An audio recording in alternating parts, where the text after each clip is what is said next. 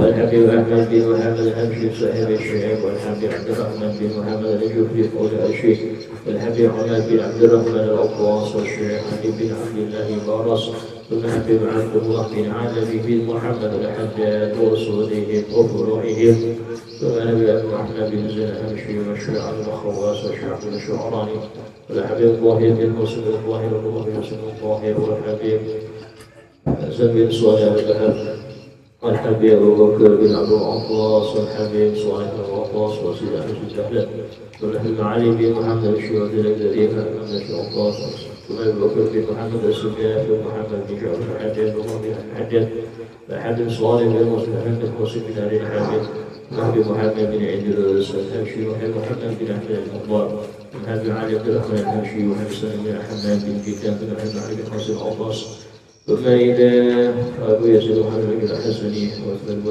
مربي الإسلام حسن الثهر الشيخ سيد أمين الكردي، ثم إلى شرف الجهل، ثم إلى صاحب المولد الشيخ عبد الرحمن الرباعي، ويبي المجتهد في هذا الكتاب قراءة وشرحا وكتابة، أن الله يغفر لك يرحمه ويعلي درجاتهم في الجنة، ويدعو علينا ببركتهم وأسرارهم وأنوارهم وعلومهم ونفحاتهم في الدين والدنيا الآخرة بسر الفاتحة. أعوذ بالله من الشيطان الرجيم. بسم الله الرحمن الرحيم. الحمد لله رب العالمين الرحمن الرحيم مالك يوم الدين.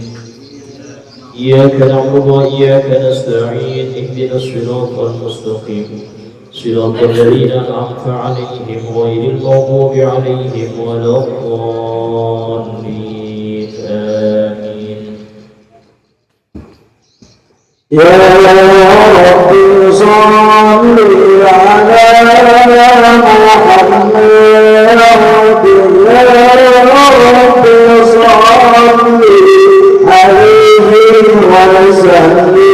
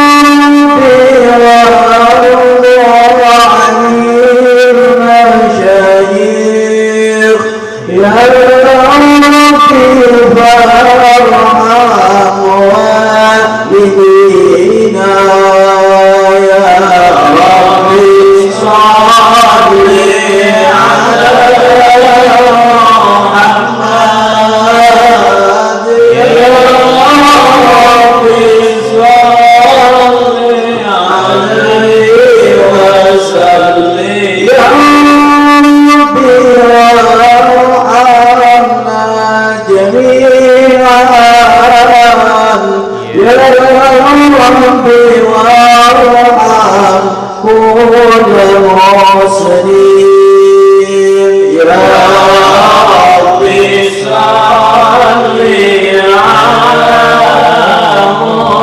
محمد، يا رب صل عليه وسلم، يا رب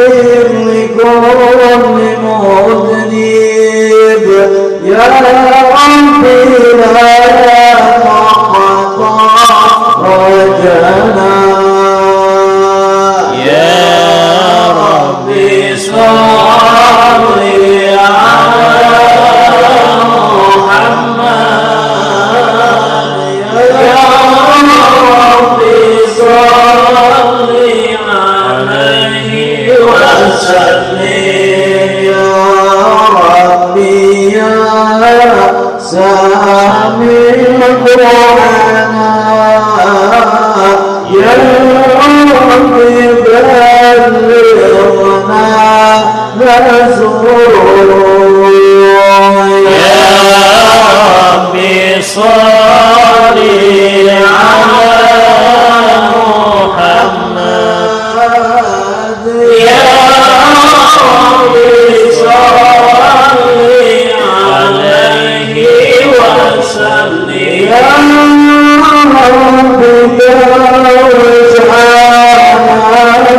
بنوري يا ربي حرمانك وأمانا يا ربي صل على محمد يا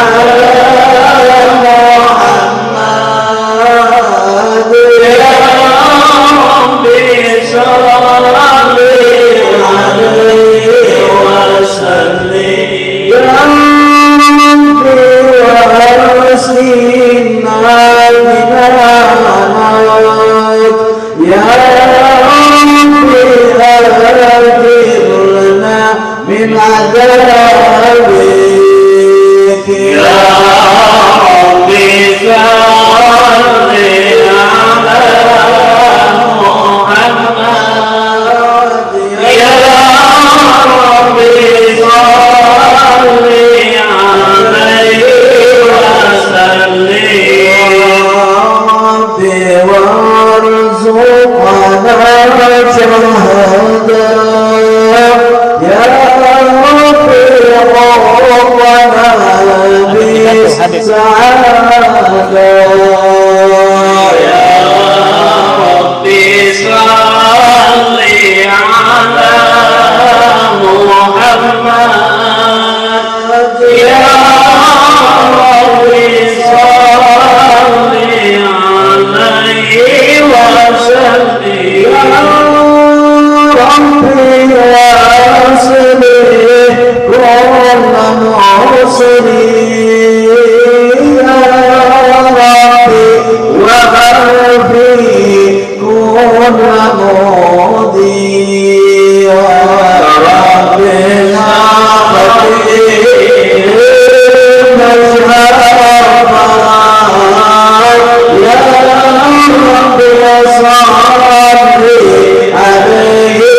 صل عليه وسلم يا ربي صل على محمد يا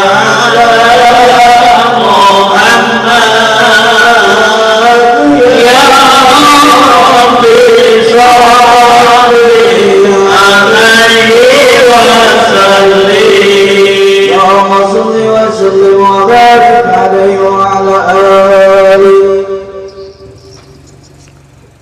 Assalamualaikum warahmatullahi wabarakatuh. Bismillahirrahmanirrahim. Alhamdulillahi rabbil alamin. Wa bihi nasta'inu ala umuri dunya waddin. Asyhadu an la ilaha illallah wahdahu la syarika lah. Wa asyhadu anna sayyidina Muhammadan abduhu wa rasuluhu la nabiyya ba'dah.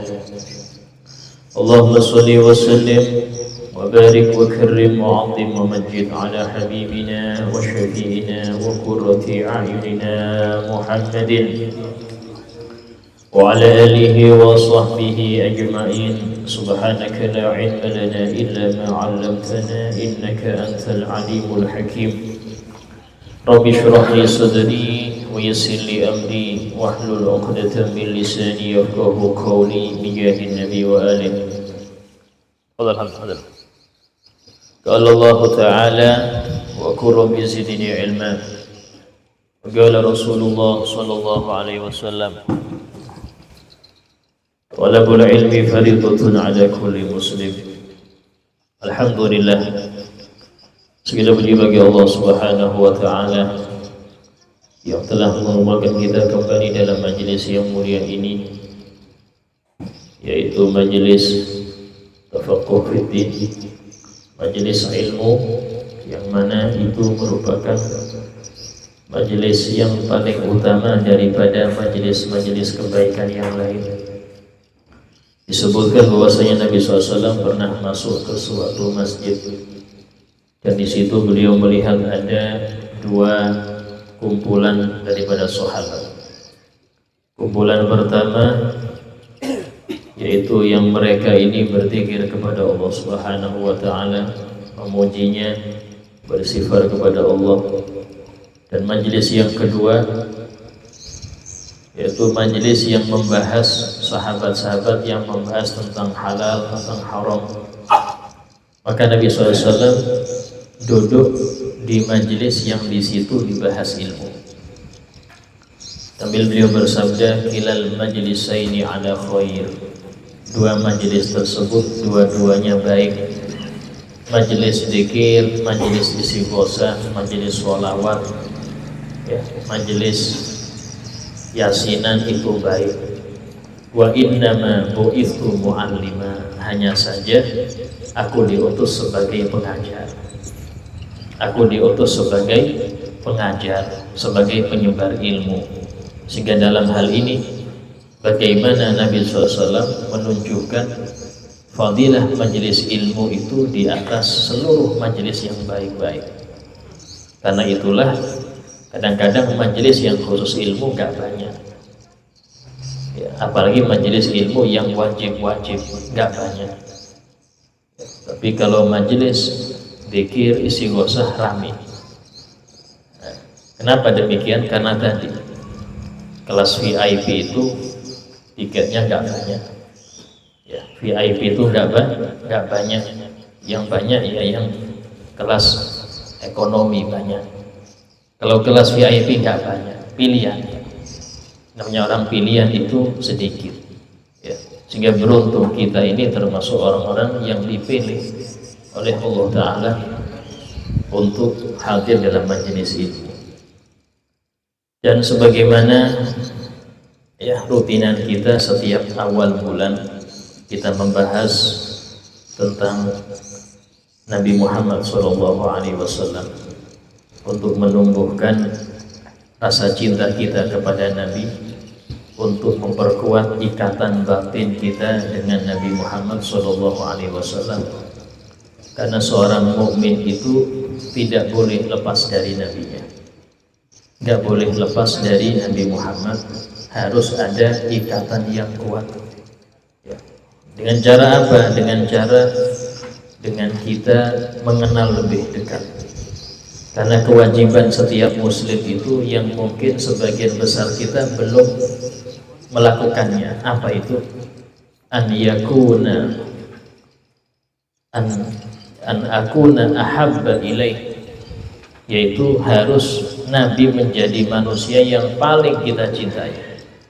Min walidihi, daripada orang tuanya, daripada orang tua kita, wa walidihi, daripada anak-anak kita, wa nasi ajma'in, dan dari seluruh manusia.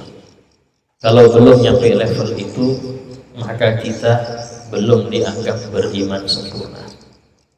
Caranya kayak apa? Kenali lebih dekat. Karena satu-satunya cara untuk dapat cinta beliau itu dengan mengenalnya. Gak cuma cinta, tapi cinta melebihi seluruh manusia. Ini agak repot, itu PR kita. Ya, mencintai Nabi melebihi cinta kita kepada diri kita bahkan. Artinya kalau Nabi bilang kita korban nyawa, harus korban nyawa. Allah berfirman, An-Nabiyyu awla bil mu'minin min anfusihim. Nabi itu harus menjadi prioritas utama bagi orang beriman daripada diri mereka. Nabi itu harus menjadi prioritas utama. Bahkan di dalam fikih disebutkan, kalau ada seseorang sedang sholat dipanggil Nabi, wajib membatalkan sholatnya. Dia sedang sholat nih, Nabi panggil, wajib batalkan sholatnya. Kenapa? Yang manggil Nabi Muhammad SAW. Bahkan banyak dalam Al-Quran ayat-ayat Allah mendidik kita, mendidik sahabat dengan ayat-ayat itu. Di antaranya Allah berfirman,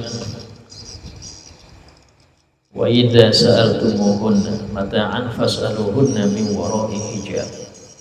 Jika kalian bertanya, meminta kepada para istri Nabi sesuatu, maka mintalah dari balik tirai.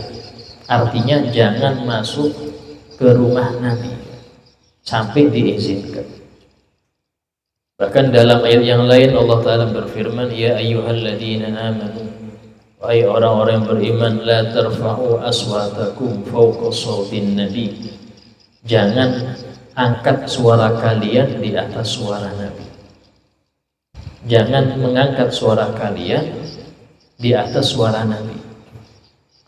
Wala tajharu lahu bil qaul, dan jangan pula kalian teriak kepada Nabi, jangan. Wala tajharu bil qauli, ya, kajahri ba'dikum li ba'din, seperti kerasnya suara kalian kepada yang lain. Apa resikonya?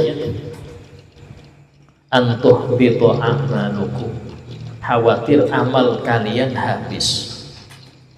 Kalau suaranya kepada Nabi itu keras, itu khawatir pahala yang sudah kalian kumpulkan habis semua. Itu ancaman Allah. Pahala puasa, pahala haji, pahala tahajud, pahala bangun masjid, pahala ini habis karena mengeraskan suara kepada Nabi.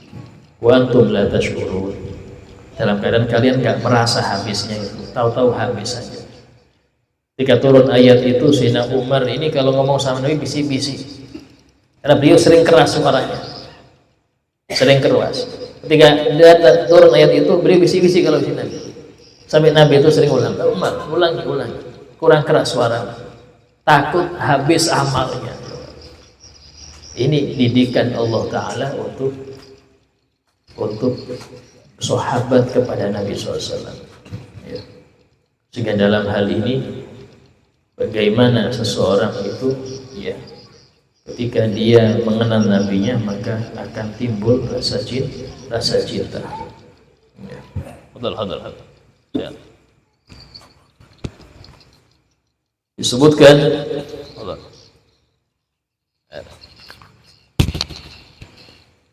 Masih kita di rawi yang halaman 21 ya.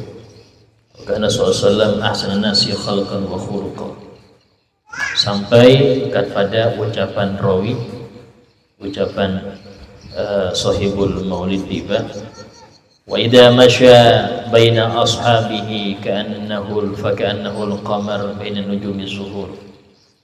Jika Nabi itu berjalan di antara sahabat-sahabatnya, maka seakan-akan Nabi itu bulan di antara bintang ke bintang. Artinya yang lebih tampak, lebih jelas itu Nabi SAW. Bahkan para sahabat di dalam kegelapan kelihatan wajah mereka itu dikarenakan ada di samping Nabi Muhammad SAW. Pernah suatu kali Sayyidina Hasan bin Ali bin Abi Thalib, ya, cucu tercinta Nabi SAW, dan saudaranya Sayyidina Husain. Sayyidina Hasan ini pernah bertanya kepada pamannya, yaitu Hindun bin Abi Halah. Hindun bin Abi Halah ini putranya Siti Khadijah dengan suami selain Nabi. Karena sebelum menikah dengan Nabi Muhammad, Siti Khadijah ini sempat 2 kali menikah dan dikawin anak. Di antaranya adalah Hindun bin Abi Halah. Berarti beliau ini adalah pamannya Sayyidina Hasan, ya, dari ibu. Khol, kalau bahasa Arab itu khol. Bilang, wahai pamanku, ceritakan kepadaku tentang kakekku. Ya, ceritakan kepadaku tentang kakekku. Karena aku pengen ada hubungan erat dengan beliau. Ini cucunya pengen hubungan erat. Dengan cara apa? Tahu sejarahnya, tahu sifat-sifatnya. Maka diantara yang beliau ucapkan itu, bahwasanya beliau mengatakan, kana Rasulullah yatala'la wajhu kaqit'ati qamar.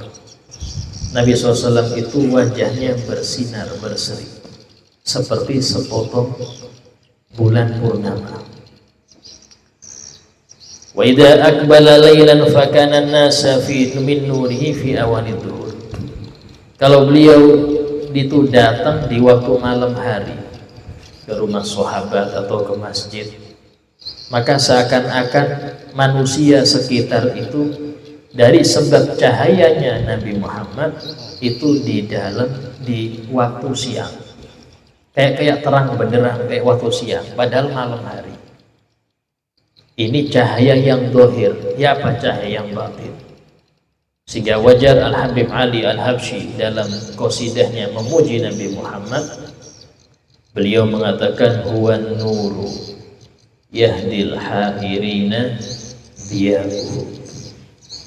Huwan nuru yahdil hairina diya'uhu wa fil hasyri dilil mursalina liwa'uhu.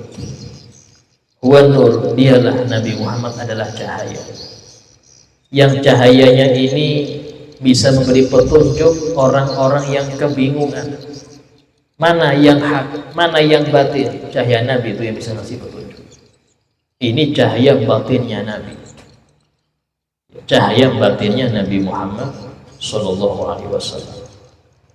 Dan dipuji oleh Imam Al-Busiri, bagaimana beliau menyebutkan para nabi-nabi terdahulu itu bisa mengeluarkan mukjizat-mukjizat karena mendapat cahaya dari Nabi Muhammad. Nabi-nabi terdahulu itu bisa keluar mukjizat dari mereka karena ada cahaya dari Nabi Muhammad sallallahu alaihi wasallam. Imam Busiri mengatakan wa kullu ayin atar rusulul kiramu biha, dan semua mukjizat-mukjizat yang pernah dibawa oleh para rasul fa innaman tasalat min nurihi bihi, dikarenakan bersambung dengan mereka cahaya Nabi Muhammad sallallahu alaihi wasallam. Sehingga dalam hal ini penyebab daripada mengapa orang-orang itu mereka para sahabat ini, khususnya sahabat perempuan, itu tidak tergoda dengan tampannya Nabi sebagaimana mereka di zaman Nabi Yusuf. Teman-teman Zulaikha, bahkan Zulaikha sendiri tergoda dengan ketampanan Nabi Yusuf, padahal tampannya Nabi Muhammad itu paling sempurna. Ibarat kata Nabi Yusuf ini hanya seperempat daripada ketampanan Nabi Muhammad sallallahu alaihi wasallam. Nabi Yusuf itu hanya seperempatnya, tapi sampai-sampai para perempuan-perempuan di sekitar Nabi Yusuf terpana.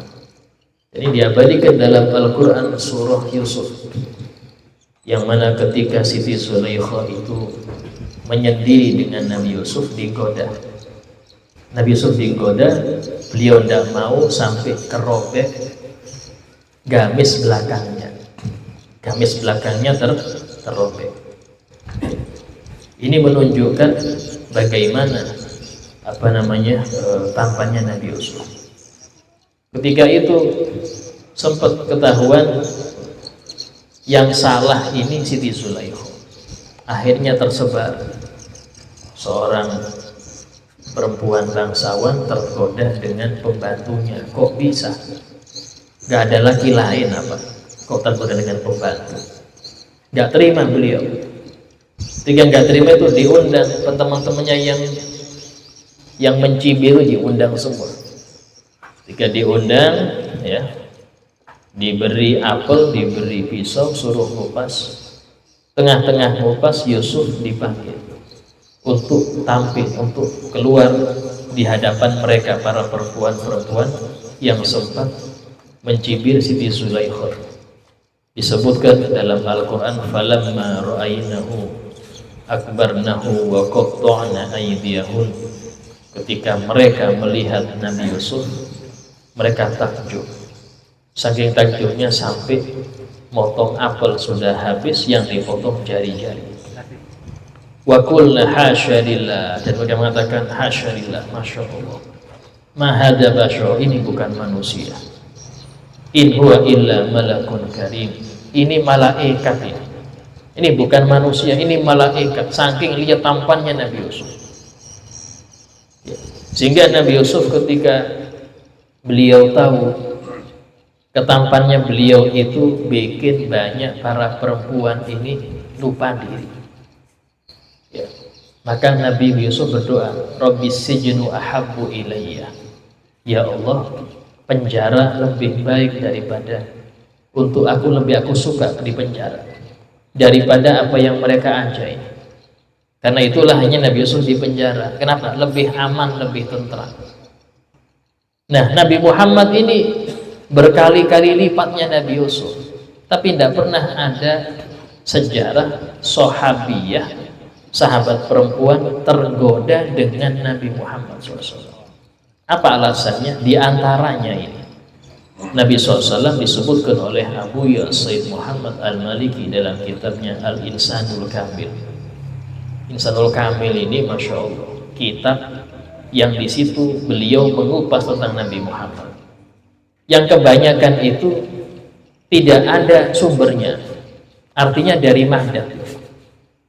Said Maliki ini sahabat saya kemarin waktu ke Jawa itu sowan kepada murid pertamanya beliau, Ustadz Ihya Ulumuddin hafizahullah, semoga Allah manjangkan umur beliau. Murid pertama itu beliau cerita, Abu Iya ini punya karangan kitab 250 yang baru tercetak 75, yang baru tercetak itu 75, yang lainnya masih belum. Mulai umur berapa saya bilang? 15 tahun sudah nulis, sudah punya karangan kitab. Dan beliau itu kemana-mana sering musyawarah dengan Nabi dulu. Artinya dapat isyarat dari Nabi baru berangkat, baru melakukan, kalau enggak. Sehingga kaitannya dengan Nabi ini sangat-sangat erat, sangat-sangat kuat ya. Nah, sehingga ketika kita membaca kitab Insan Kamil ini, itu Masya Allah seakan-akan beliau itu membawakan ini loh Nabi Muhammad, ini loh. Nah, disebutkan bahwasanya Nabi kita Muhammad SAW itu ketampanannya beliau ini diliputi dengan dua perkara, kata Sayyid Maliki. Pertama adalah an-nurud diyai, cahaya yang cemerlang. Dengan cahaya itu sahabat itu nggak bisa mandang Nabi, pasti gini, nggak bisa lihat langsung, silau. Tapi jangan dikira kayak lampu ya, hasya, nggak seperti itu. Tapi saking terangnya itu sampai sahabat itu nggak bisa melihat langsung.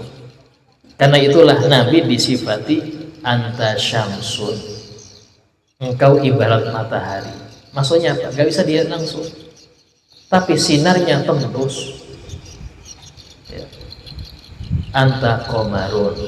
Komarun ini bagi sahabat-sahabat yang masih kecil. Karena itulah kita ini bisa tahu bagaimana bentuk pipi Nabi, hidung Nabi, bibir Nabi, ya, alis Nabi, mata Nabi kayak apa, dahinya Nabi. Itu dari sahabat yang kecil-kecil, yang waktu Nabi masih hidup mereka masih umur 5 atau 6 tahun, nggak ngerti adab, sehingga mereka mandang Nabi itu biasa ya. Dari mereka lah kita bisa tahu, oh seperti ini wajah Nabi. Sahabat yang besar-besar nggak ada yang kuat, nggak ada yang kuat mandang Nabi.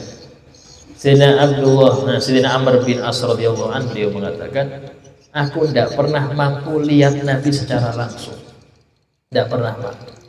Sehingga ketika ditanyai kayak apa Nabi, tidak tahu, tidak tahu. Yang penting duduk. Bahkan sahabat itu ada yang kadang-kadang gemeter samping Nabi. Yang kedua, Nabi diberi al-haibatul jalaliyah, wibawa yang tinggi. Wibawanya beliau itu sampai-sampai sahabat kalau duduk samping Nabi itu gemeter. Wa tartaitu faraisul aqwiya'i minal bariyah. Orang-orang yang kuat kalau duduk samping Nabi gemeter. Kenapa? Karena wibawanya yang tinggi. Sampai-sampai Nabi bilang, tenang, sabar. nggak usah khawatir, aku juga putranya perempuan yang makan dendeng. Ya innama ana imru'un min imro'atin ta'kulul qadid, kata Nabi. Aku ini putra dari perempuan yang makan dendeng juga. Artinya orang biasa. Ini tawadhu'nya Nabi kita Muhammad sallallahu alaihi wasallam. Karena itulah para sahabiah tidak bisa memandang tampannya Nabi secara langsung. Tidak seperti perempuan-perempuan di sekitar Nabi Yusuf. Nah, itu alasannya. Nah, kemudian wa kana sallallahu alaihi wasallam ajwada bil khairi minar rihil mursalah. Nabi SAW itu ajwada bil khairi, sangat dermawan dengan kebaikan-kebaikan. Minar rihil mursalah, lebih dermawan daripada angin yang berhembus. Kenapa? Apa hubungannya angin berhembus dengan kedermawanan? Angin itu ya, bisa menjadi penyebab banyak buah-buah jadi. Kalau kita pernah belajar IPA nih ya, buah itu kan biasanya ada perkawinan, ada secara alami, kebanyakan seperti itu. Itu ketika benang sari bertemu dengan putih, itu kalau nggak salah ya, itu kelas 4 SD kalau nggak salah, saya pernah belajar. Itu yang bawa apa? Yang bawa kebanyakan angin, lebah angin, itu yang bawa. Dari sini angin itu dermawan karena penyebab kebaikan-kebaikan. Dan Nabi itu dermawannya lebih daripada angin yang berhembus, lebih daripada yang berhembus. Dermawan itu tidak identik dengan kaya.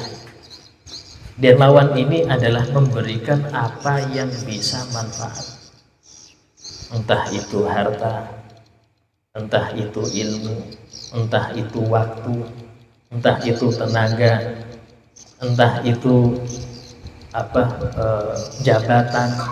Artinya gini, ada orang minta bantu kita, yang ini urusannya harus pejabat, mumpung Anda jadi pejabat, ayo. Nah, kayak begitu. Ada kalanya dengan ketokohannya, figurnya. Nah, Nabi itu dermawan dengan segala itu. Semua itu Nabi beri. Ada kalanya orang itu dermawannya cuma dalam satu hal, satu enggak. Ini Nabi enggak, semuanya yang manfaat Nabi berikan. Sampai-sampai Nabi itu pernah beliau itu mendapatkan hasil daripada ghanimah. Itu kambing sebanyak lembah. Lembah itu istilahnya yang bawah gontu lembah. Kelihatan sangat banyak, ribuan kambing. Suatu kali ada seorang yang baru masuk Islam, itu takjub, wahai, betul Habib, betul. Akhirnya dibilang, ya Rasulullah, ini kambingnya banyak betul. Punya siapa ini? Kata Nabi, huwalak, itu milik engkau semua. Kaget, ya Rasulullah, jangan bercanda ya Rasulullah. Masa milik? Iya, itu milikmu semua, ambil. Nabi kalau ngasih seperti itu, sehingga dia ini bawa kambing yang ribuan itu pulang ke kampungnya dan mengatakan, ya kaum aslimu, wahai kaum, masuklah kalian ke Islam. Fa inna Muhammadan yu'ti ata'a man la yakhaful faqr. Karena Nabi Muhammad memberi pemberian orang yang gak takut miskin. Ya, kalau ngasih itu gak takut miskin, habis-habisnya. Pernah ada seseorang Badui minta kepada Nabi, minta lagi, sampai Sayyidina Umar ini yang samping Nabi bilang, ya Rasulullah, untuk sampean juga disimpan, maksudnya gitu. Nabi agak merah mukanya. Maka kata yang Badui, ya Rasulullah, anfik, infakkan, la takhaf min dzil arsy iklala, jangan takut kemiskinan, ada Tuhannya arsy, nggak usah khawatir. Nabi senang. Nah, ini yang cocok, kata Nabi, ini yang cocok. Sayyidina Umar ngasih usul, suruh nyimpen dulu, enggak, lebih megang pendapat yang Badui. Sehingga ini namanya muntahal jud. ya puncak daripada kedermawanan. Sehingga dalam hal ini ya, Nabi kita Muhammad SAW itu disifati dalam Al-Quran, wa innaka la'ala khuluqin 'adzim. Ya, sungguh engkau wahai Muhammad di atas akhlak yang mulia. Bahkan pernah Nabi itu diminta sesuatu, beliau nggak punya, minta gandum untuk makan. Tapi beliau, engkau datengin fulan penjual gandum, apa ambil yang engkau perlukan, nanti aku yang nanggung. Aku yang nanggung, Nabi yang ngutang. Nah, ini Masya Allah jarang, Pak. Hal seperti ini jarang. Sehingga dalam hal ini ya, Nabi kita Muhammad SAW itu pasti membalas dapat kebaikan. Bahkan bukan kebaikan untuk beliau, kebaikan umatnya pun Nabi balas. Dalam suatu hadis Nabi bersabda, ana khairu mujazin, aku ini sebaik-baik manusia yang membalas. Fa in ahsana ahadun li ahadin falam yukafihu, cuma ada seseorang yang berbuat baik pada orang lain dan dia nggak sempat membalas orang yang berbuat tadi itu, ana ukafihu yaumil qiyamah, aku balas di hari kiamat. Artinya apa? Aku balas di waktu yang abadi, bukan di sini. Di waktu yang abadi aku balas. Dan pernah Nabi Muhammad SAW suatu kali pernah Nabi itu ketika bangun dari tidur, ada seorang pemuda yang menyediakan tempat wudhu namanya disediakan, dan Nabi senang, sehingga saking senangnya itu Nabi nawarin, ya gulam salmashi, wahai pemuda, minta yang engkau ingin apa, kamu ingin apa, minta. Maka ini pemuda cerdas mengatakan, ya Rasulullah, uridu murafaqataka fil jannah. Ya Rasulullah, aku ingin bersama engkau di surga. Ini gak minta kecil, minta surganya Nabi, minta surga yang di situ ada Nabi Muhammad. Ini surganya para ambiya, surganya para ambiya. Dia minta surga itu karena tahu ini yang nawarin Nabi. Jangan minta kecil, yang nawarin Nabi Muhammad. Jangan kecil kalau minta. Karena itulah kalau minta sama Allah jangan kecil-kecil. Kata Nabi, idza sa'alta fa'jzim fil mas'alah. Kalau kamu minta, minta yang besar. Karena engkau meminta kepada Zat yang Maha Pemberi. Nah, ketika ini ngerti, Nabi ini pasti dikabulkan. Maka apa jawabnya Nabi? A'inni ala nafsik bikathrati sujud. Bantu aku untuk merealisasikan permintaanmu itu dengan banyak sholat sunnah. Dari sinilah para ulama mengatakan paling afdolnya sunnah itu sholat sunnah. Ya, paling afdolnya sunnah setelah yang wajib itu sholat sunnah. Wajar Al-Imam Ali bin Abi Thalib As-Sajjad digelari As-Sajjad tiap hari 1000 rakaat. Imam Al-Faqihil Muqaddam tiap hari 1000 rakaat. Imam Abdullah bin Ali Al-Haddad waktu masa belajar sholat di Masjid Ba'alawi 200 rakaat. Imam Junaid Al-Baghdadi sebelum buka toko sholat di tokonya 400 rakaat. Kita duhanya jarang. Kalau sempat Ustaz, kalau sempat ya, istilahnya malu. Kita ini pengen gabung dengan mereka tapi nggak punya amal kayak amal mereka. Minimal, makanya kata ulama mengatakan di antara obat hati yang males itu sering membaca biografi wali-wali Allah, biografi ulama. Al-Habib bin Umar bin Segaf As-Segaf itu beliau mengatakan bahwasanya tidak ada yang lebih manfaat untuk menghidupkan hati yang lemah itu kecuali membaca sirah, sejarah-sejarah para wali-wali Allah. Kenapa? Karena mereka menghadap kepada Allah di zaman banyak orang membelakangi Allah. Haula yuqbilun 'ala Allah fi zamanil idbar. Mereka ini menghadap pada Allah di zaman banyak orang berpaling dari Allah. Ini dijadikan contoh. Sehingga dengan membaca itu ada bukti real gitu loh. Kita nggak cuman oh ini mungkin cerita, mungkin orang dulu. Enggak. Kita baca. Dari sinilah faedahnya menghauli wali. Apa tujuan menghauli wali? Di antaranya membaca biografi wali tersebut. Yang sering saya katakan, kalau baca biografi wali, jangan cuma dibaca keramatnya, karena keramat nggak bisa ditiru.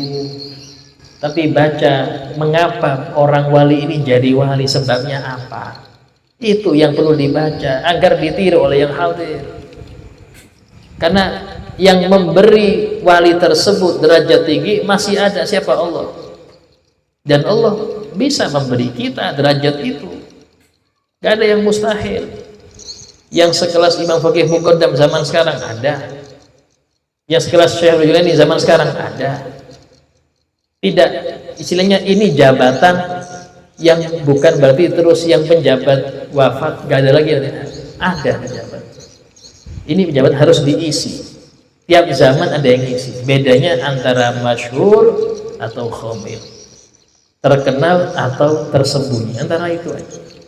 Dan sudah disepakati oleh para ahli ma'rifah, para aulia di akhir zaman, banyak yang mastur.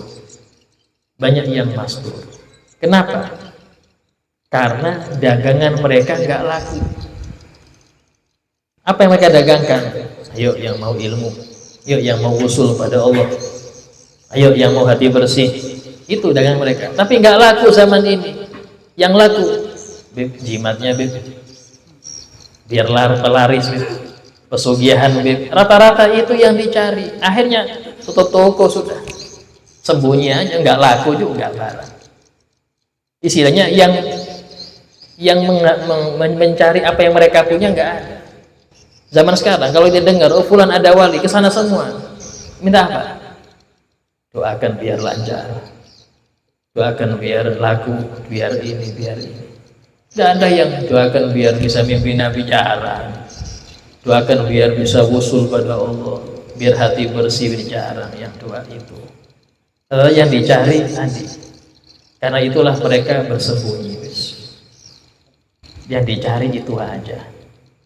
Yang parah lagi, orang sekarang kalau nggak punya keramat nggak wali. Jadi patokannya punya keramat apa? Akhirnya Mbah Dukun jadi wali. Kenapa? Ya, karena punya jin. Dia punya sakti kesaktian. Walaupun nggak pernah sholat wali, nggak apa-apa. Kenapa? Oh, keramat usah. Dari mana datangnya keramat? Karomah dan istilahnya apa namanya, bantuan gitu tipis. Bedanya tipis. Satu karena ahli taat, satu karena bantuan setan atau jin. Tipis bedanya. Sehingga menilai seorang wali, Al-Imam Ali Syekh Abu Yazid Al-Bustami, beliau mengatakan, kalau engkau melihat seseorang bisa jalan di atas air, atau dia bisa terbang, atau dia bisa menghadirkan sesuatu yang gak ada dalam sekejap, jangan percaya dulu sampai engkau lihat bagaimana dia istiqomah dalam syariat. Kalau dia istiqomah dalam syariat, oke lah, oh ini wali berarti. Kalau gak istiqomah, tinggalkan. Kenapa? Berarti gak beres. Al-Haddad ini pernah beliau itu waktu haji itu beliau sudah berniat ingin menemui seseorang yang tingkatannya tinggi. Subhanallah, pas beliau waktu ihram ya, pakaian ihram, ada daripada utusan orang tersebut ngasih minyak harum. Kata beliau, wah ini nggak beradab nih. Masa saya sedang ihram kasih minyak harum? Nggak nemuin, nggak temuin. Kenapa? Nggak sesuai adab. Jangan ngerti ini wali. Ya Allah, Masya Allah, tidak seberotip seperti itu. Ya, istilahnya itu semuanya dinilai dengan adab. Dengan adab. Kalau nggak adab, walaupun tingkatan tinggi nggak dipakai. Bisa jadi jadab, bisa jadi ini. Jadi nggak ditemui. Itu mereka demikian. Nah kemudian wa kana yarfuku bil yatimi wal armalah. Dan Nabi SAW ini senantiasa yarfuk, berlemah lembut, berkasih sayang bil yatim, dengan anak yatim, wal armalah, dan janda-janda. Ini menunjukkan bagaimana Nabi SAW ini dalam suatu hadis beliau pernah bersabda, ana wa kafilul yatim kahataini fil jannah. Aku dan orang yang ngurusin anak yatim seperti ini di surga. Artinya apa? Sangat dekat. Sangat dekat. Saya teringat Habib Husin bin Muhammad bin Tahir Al-Haddad, saudaranya Habib Alwi bin Muhammad bin Tahir Al-Haddad. Habib Husin ini kakek daripada guru kita Habib Muhammad bin Idrus bin Husin Al-Haddad.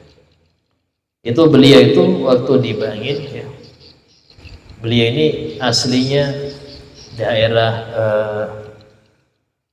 mana itu tempatnya Gus Dur, di mana itu? Hah? Jombang, asli Jombang. Itu beliau ini asli Jombang, pindah ke Bangil dikarenakan Habib Abu Bakar Al-Qutub itu bikin majelis ihya di Bangil.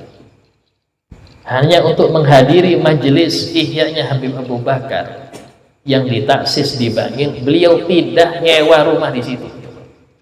Saking nggak mau tertinggal. Dan yang ngisi bukan Habib Bakar, yang ngisi Habib Bakar bin Husin. Yang besok pagi ini hallnya. Tadi pagi hallnya Habib Bakar bin Husin As-Segar. Ya, itu muridnya Habib Bakar bin Muhammad As-Segar Gresik. Itu demi menghadiri majelis yang ditaksis, yang dibentuk oleh Habib Bakar Gresik, beliau rela nyewa rumah di Bangil.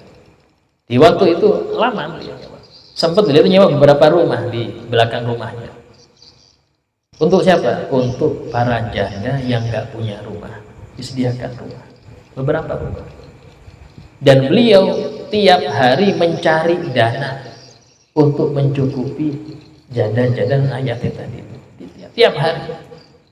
Orangnya nggak punya, nyewa rumah, tapi tiap hari keliling. Ayo saya ini nanganin, ngurusin janda sekian, yatim sekian. Sampean mau bantu berapa? Itu aja. Tiap hari keliling untuk hajat orang. Kalau Anda keliling untuk mengemis, jangan. Jadi Anda pribadi nggak usah, jangan. Tapi untuk orang lain bagus. Dan ini jarang orang amalkan. Bahkan beliau itu masak untuk anak yatim itu masak sendiri. Istrinya nggak boleh. Nah, engkau masak untuk anak-anaknya. Yang masak aku sendiri. Kenapa? Karena kata beliau, yang aku cari hadis ini loh. Yang aku kejar ini hadis ini. Aku nggak punya apa-apa, pengen deket Nabi, caranya ini aja sudah. Itu mereka yakin dengan kalam kakeknya, yakin dengan ucapan kakeknya. Sampai-sampai beliau itu, aku nggak punya amal, ini aja sudah yang tak pegang sudah. Masya Allah. Beliau itu pernah suatu kali ada orang Cina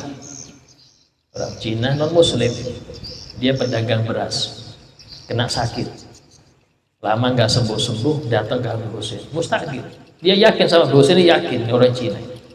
Bib, minta apa doanya Bib? Kata beliau, obatnya cuma satu, apa? Sodako. Nabi bersabda, dawu mardokum bis sodako. Obati orang yang sakit dengan sodako.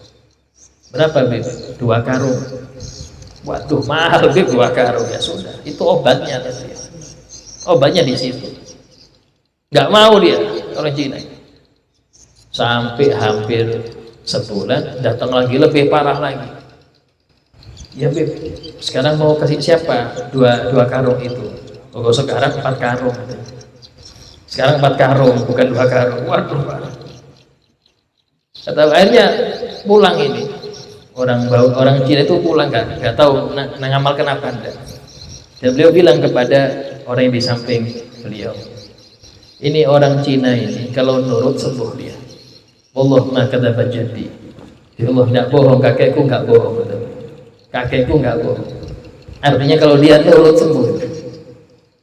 Nah, ini bagaimana yakinnya mereka dengan hadis Nabi Muhammad SAW.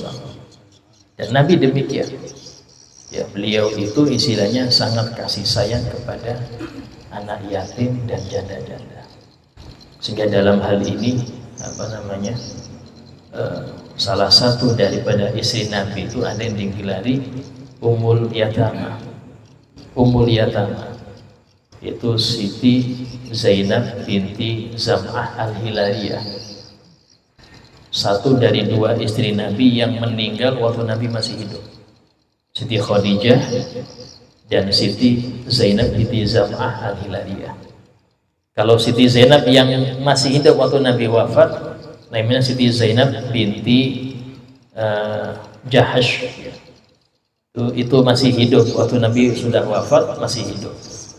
Tapi ada istri Nabi namanya Zainab juga yang sudah meninggal Nabi waktu masih hidup, namanya Siti Zainab binti Zam'ah Al-Hilaliyah, digelari Ummul Yatama karena saking senangnya dengan anak yatim.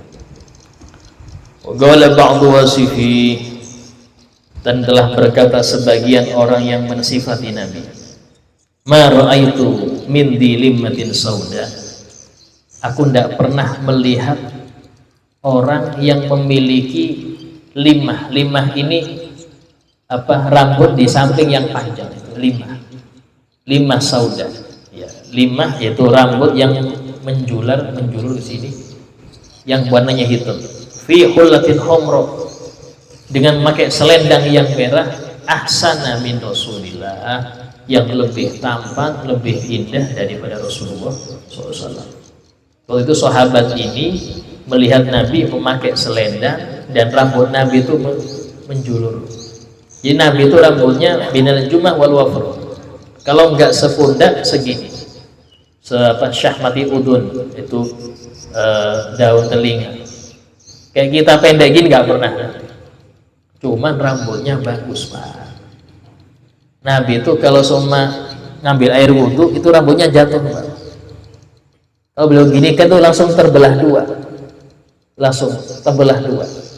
Bahkan Nabi itu sering belahannya itu dikasih minyak wangi, jadi saking lembutnya rambut dan hitam pekat, rambutnya itu hitam pekat. Ada itu qasidah as-subhu bada min tola'atihi. As-subuh, waktu subuh itu menjadi terang. Kenapa? Karena wajah Nabi Muhammad SAW. Walailu daja min wafratihi, malam itu jadi gelap karena rambutnya Nabi Muhammad SAW.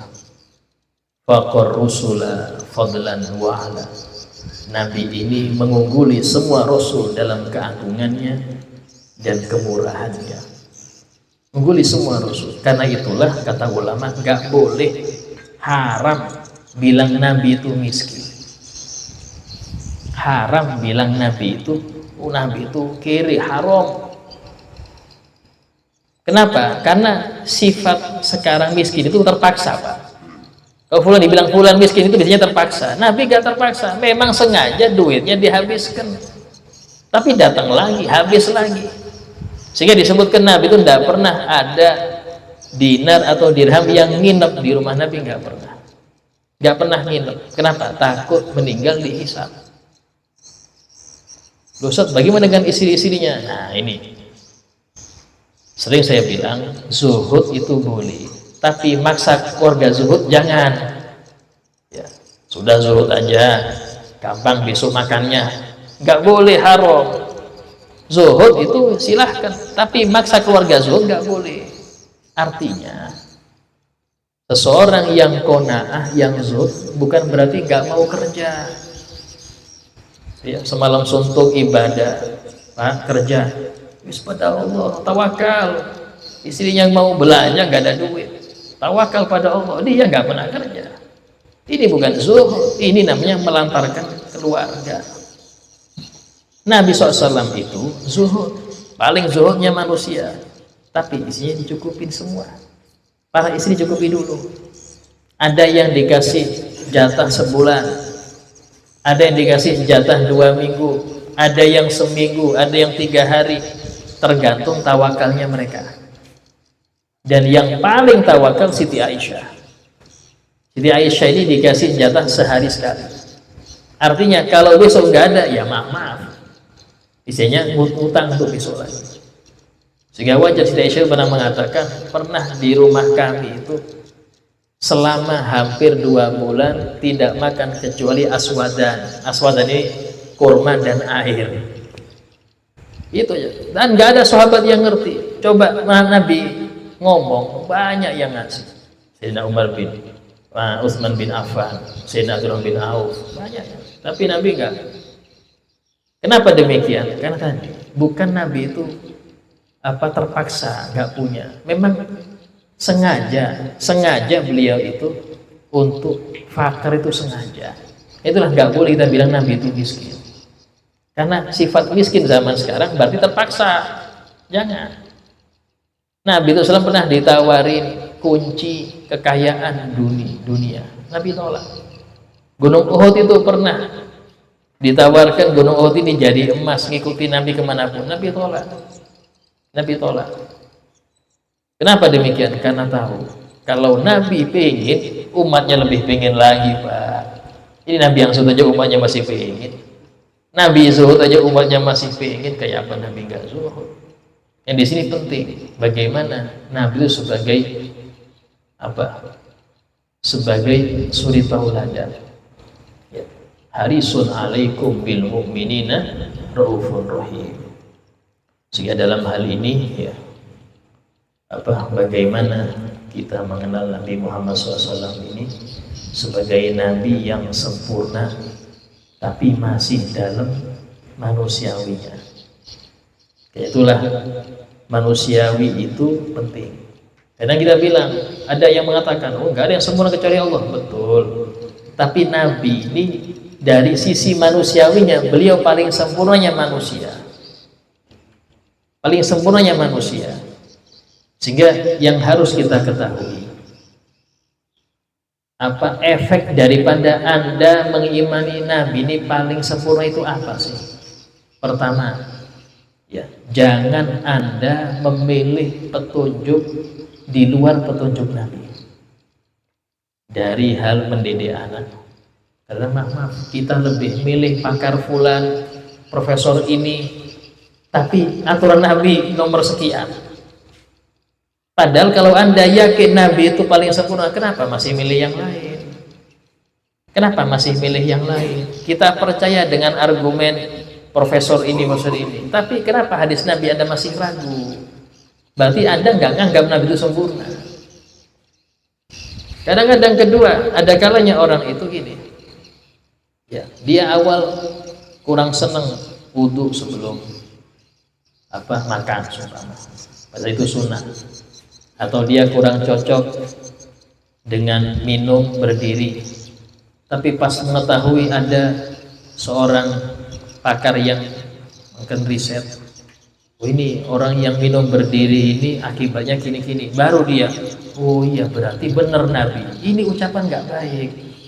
Seakan-akan dia itu nguji Nabi ini jujur nggak ya, nunggu profesor dulu yang meriset baru dia yakin. Ini berarti imannya tipis. Iman yang kuat nggak butuh itu. Iman yang kuat nggak butuh riset. Yang penting Nabi bilang sami'na wa ata'na, selesai. Nggak perlu riset lagi. Kita nunggu riset dulu, baru kita yakin. Ini iman lemah. Iman kuat nggak seperti itu. Ya, sehingga dalam hal ini mari semua cara pandang kita ikutkan dengan Nabi Muhammad Sallallahu Alaihi Wasallam. Ya. Sebagai paripurna majelis, ya, ada qasidah.